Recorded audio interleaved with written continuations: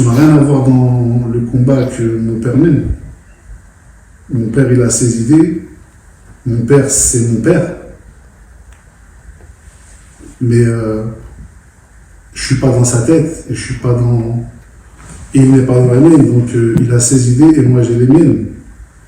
Bah, tout au long de ma vie, j'ai subi ces idées, j'ai subi ces décisions qui ont toujours eu des impacts sur ma vie, sur mes frères, sur mes sœurs. Parfois, voilà. Et aujourd'hui, eh ben, je sens que moi aussi j'ai besoin de prendre mon indépendance. L'indépendance de mes idées. Alors, ce qui est fascinant avec certaines histoires politiques, c'est quand tout s'effondre, non pas à cause d'une pression extérieure, mais de l'intérieur. Et là, on parle même du cercle le plus intime, la famille. C'est exactement ce qu'on va décortiquer aujourd'hui, l'histoire de la chute qu'on peut qualifier de spectaculaire du MAK, le mouvement pour l'autodétermination de la Kabylie. Et pour bien comprendre le point de départ de cet effondrement, il faut écouter cette phrase. C'est un véritable coup de tonnerre. Pourquoi ? Parce que ces mots ne viennent pas d'un opposant politique. Non, ils viennent du cercle le plus intime qui soit. C'est le fils même du leader, Ferhat Meheni, qui les prononce. Et là, d'un seul coup, ça ouvre une brèche, une vraie fissure au cœur même du projet. Alors, cette histoire d'effondrement, la source la décompose en 4 actes, si on veut. On va commencer par la rupture familiale, puis on verra l'implosion du mouvement lui-même, la stratégie de l'État algérien face à tout ça, et enfin on terminera sur l'échec du soutien extérieur. C'est parti. Premier point donc, la rupture familiale. C'est là que tout commence. Et ce que l'analyse met en avant, c'est que la première, la véritable faille du mouvement, eh bien elle n'est pas politique. Elle est profondément personnelle. Ça a commencé à la maison, chez le leader lui-même. Et voilà l'événement déclencheur. C'est décrit comme une véritable déflagration politique, une bombe médiatique. Le fils de Ferhat Meheni qui prend la parole publiquement pour désavouer son propre père et son projet. L'impact, on s'en doute, a été immédiat et a complètement secoué le landerneau politique. Ce qui est vraiment frappant dans ce témoignage, c'est le contraste qu'il dessine. D'un côté, il y a le père d'avant, celui qui, selon son fils, était fier de son identité à la fois amazigh et arabe, un défenseur de l'Algérie unie. Et de l'autre, le père de maintenant, celui qui, après des années passées à l'étranger, aurait, je cite, soudainement changé de cap, avec un projet qui serait lié, toujours selon le fils, à des intérêts matériels. Et attention, ce n'est pas juste un vague désaccord politique. Les critiques sont très précises et très personnelles. Le fils explique qu'il a grandi avec des amis de tout le pays sans jamais ressentir cette séparation. Il dit que pour la famille, cette idée séparatiste est une source de souffrance. C'est fort comme mot. Il voit ça comme un reniement de leurs racines, de leur histoire. Et il va même plus loin en suggérant que son père agirait désormais pour des intérêts personnels et des soutiens étrangers. Bon, et cette crise familiale, elle ne reste pas confinée à la maison, évidemment. C'est comme une onde de choc qui se propage à tout le mouvement. On passe d'une crise personnelle à une véritable implosion organisationnelle. Le MAK commence littéralement à se déliter de l'intérieur. Et là, c'est l'hémorragie. La source parle d'une vague de défections sans précédent.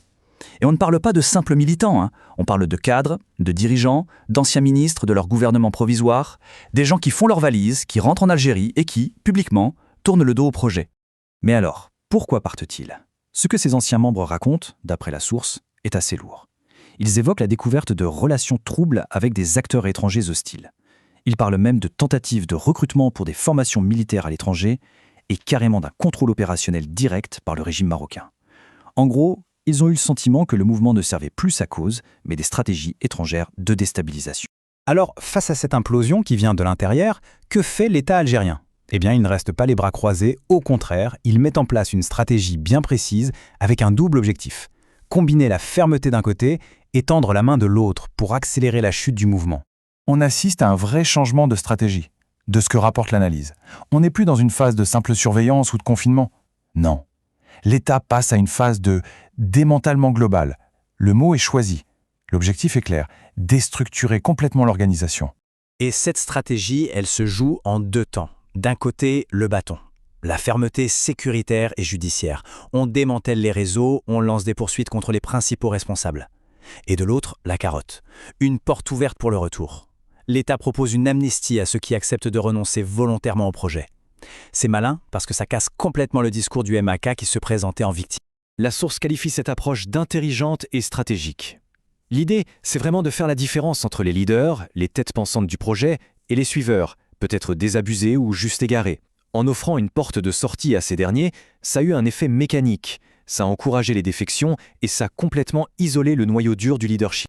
Et on en arrive au dernier chapitre de cette histoire, la dimension internationale. Parce que, évidemment, un tel effondrement interne, ça a des conséquences bien au-delà des frontières de l'Algérie. C'est un vrai revers pour ceux qui, à l'étranger, auraient misé sur ce mouvement. Alors qui sont ces soutiens extérieurs? L'analyse en nomme principalement deux, la France et le Maroc. Selon la source, ces deux pays auraient misé sur le projet du MEC, en voyant Ferhat Meheni comme une figure capable de mettre la pression sur Alger. Un pari qui, au final, s'est révélé complètement perdant. Et ce graphique illustre bien le problème de fond. D'un côté, on a un investissement étranger présumé très élevé, mais de l'autre, la crédibilité du mouvement sur le terrain, en Algérie, est restée extrêmement faible. Le résultat? Une influence politique qui s'est tout simplement effondrée. C'est un peu comme construire un gratte-ciel sans fondation. Ça ne pouvait pas tenir. Et donc, le verdict final des analystes cités par la source est sans appel. Le projet séparatiste est maintenant vu comme un dossier clos. Il est discrédité sur la scène internationale. En clair, le MAK a perdu toute crédibilité et n'est plus considéré comme un acteur sérieux dans la région.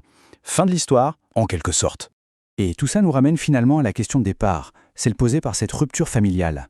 Un projet politique, aussi grand soit-il, peut-il vraiment tenir la route quand il perd le soutien de sa propre base et, plus symboliquement encore, de sa propre famille?